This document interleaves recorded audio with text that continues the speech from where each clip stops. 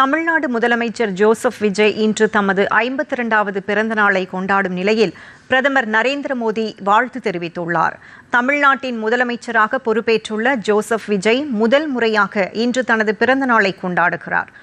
அவருக்கு சமூக வலைதளங்களில் வாழ்த்துக்கள் குவிந்து வருகிறது. இந்நிலையில் முதலமைச்சரின் பிறந்த நாளை ஒட்டி பிரதமர் நரேந்திர மோடி வெளியிட்டுள்ள சமூக வலைதள பதிவில் நல்ல ஆரோக்கியத்துடனும் நீண்ட ஆயுளுடனும் நலமுடன் வாழ பிரார்த்திப்பதாக தெரிவித்துள்ளார்.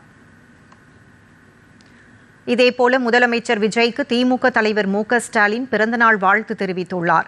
அவர் வெளியிட்டுள்ள சமூக ஊடக பதிவில் தாங்கள் மகிழ்ச்சியோடும் உடல் உள நலத்தோடும் பொது வாழ்வில் பணியாற்றிட விளைகிறேன் என்று தெரிவித்துள்ளார். அமமுக பொதுச் செயலாளர் டிடிவி தினகரன் வெளியிட்டுள்ள வாழ்த்துச் செய்தியில் முதலமைச்சர் ஜோசப் விஜய் நீண்ட ஆயுளோடும் பூரண உடல் நலத்தோடும் தனது மக்கள் பணியை மேன்மேலும் தொடர வேண்டும் என்று கூறியுள்ளார்.